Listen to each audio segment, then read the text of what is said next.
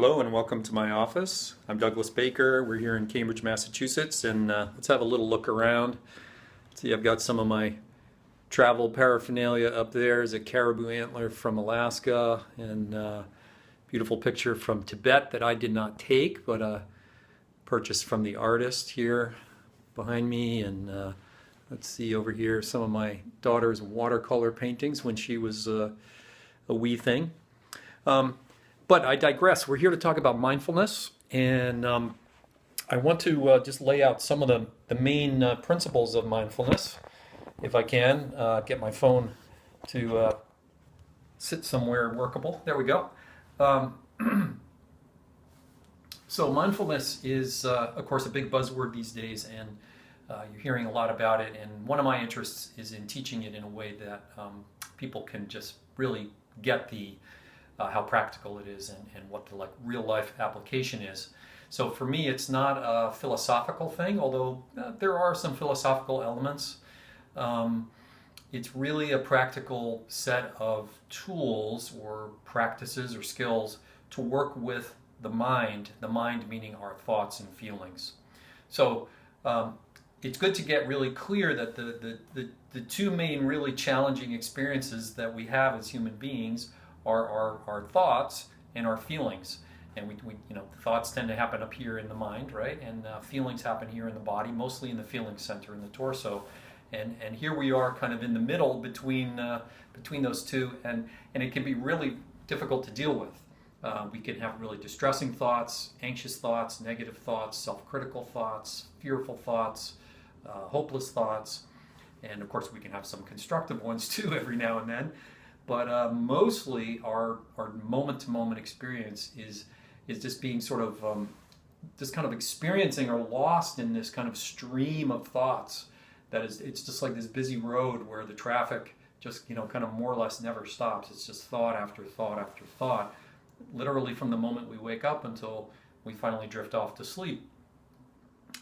Unless we have times of really becoming absorbed in something, like you might notice at times if you're just trying to slice an onion really finely, you might not really be thinking. It's just you, the onion and the knife, and you're just watching the slices and like, oh wait, can I make it a little more fine? You can just get this absorption, and then you're not in your thoughts, right?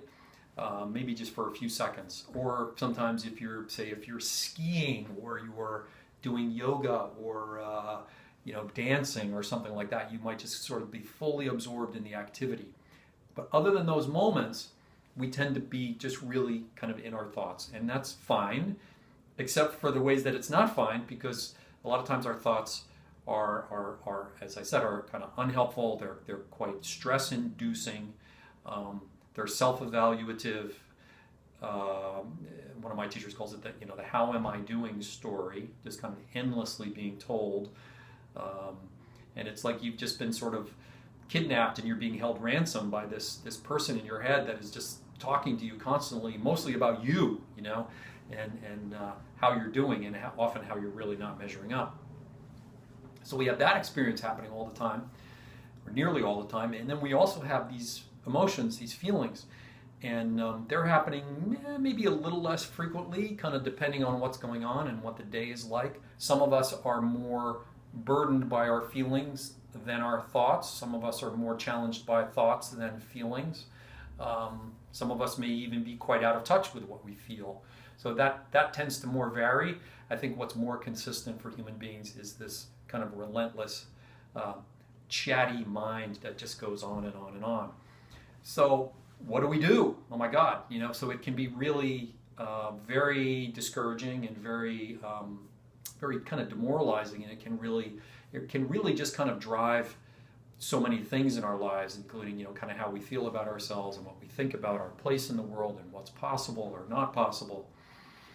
So in other words, many of us are in a state where the mind is driving us rather than us driving the mind, or the mind is using us rather than us using the mind. Because the mind, of course, is this wonderful thing, and people can invent devices and things like the iPhone, and we can write novels and symphonies and recipes, and lots of great ideas have come from human beings. So we want to be able to use the mind for great things, to be able to get things done, to be helpful, to manage our lives. But we need tools to work with the problem of our thoughts and our feelings. So mindfulness is one of those tools.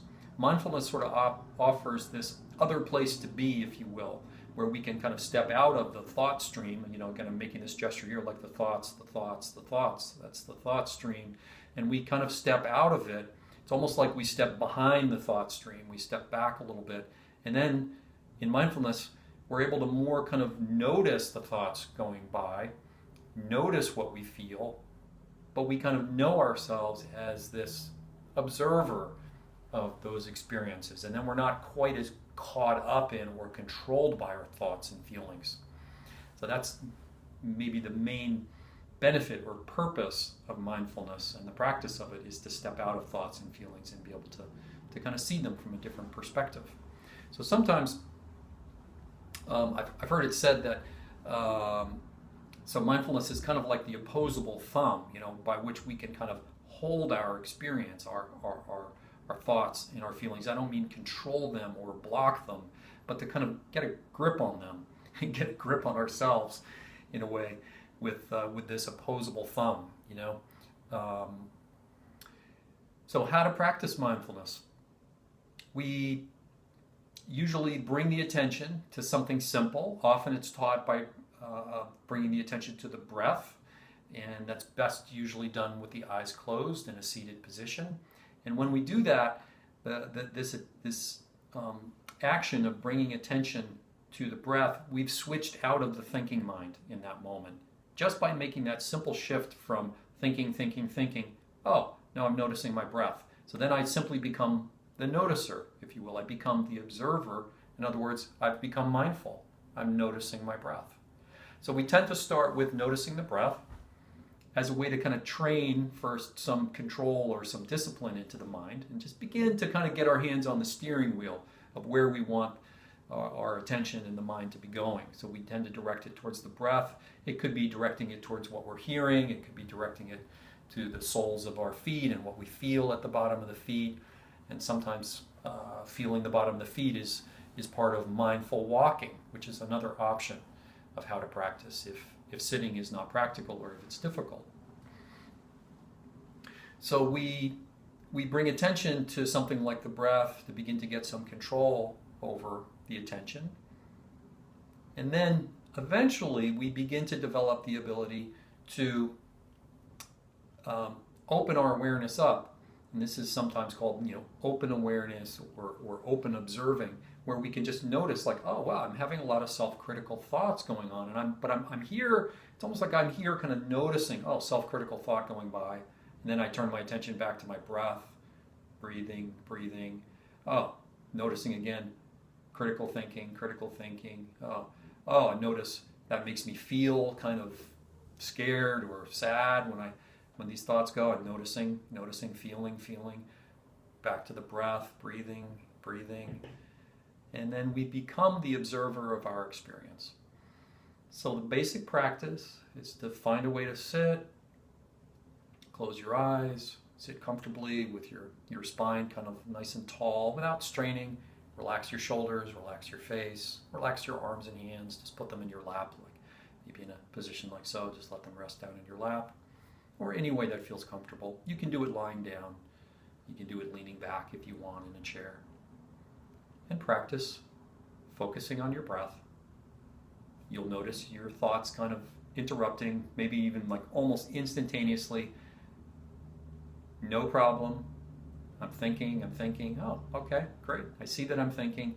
Come back to the breath. Your attention may just bounce right off. It's kind of like boing, bounces right back into the thoughts, because the thoughts are so busy and they're so sticky most of the time. Don't let that discourage you. Just notice, oh, I'm thinking again. Okay, great. I'm aware that I'm thinking though. Bring the attention back. And so sometimes the mindfulness begins just with this like 1 or 2 seconds with the goal, with the object, the breath, and then we bounce right off and come back. But you're in the game. You're in the game. So don't let yourself get frustrated. Don't tell yourself, I can't meditate. And I hear people saying that sometimes, oh, I can't meditate. It's like, oh, you can, but you're experiencing the busy monkey mind. So that's a few thoughts about beginning mindfulness practice, about kind of why it's useful, how to begin, and check out other videos for more details on practice and more talks about how it works and why. Thanks for being here.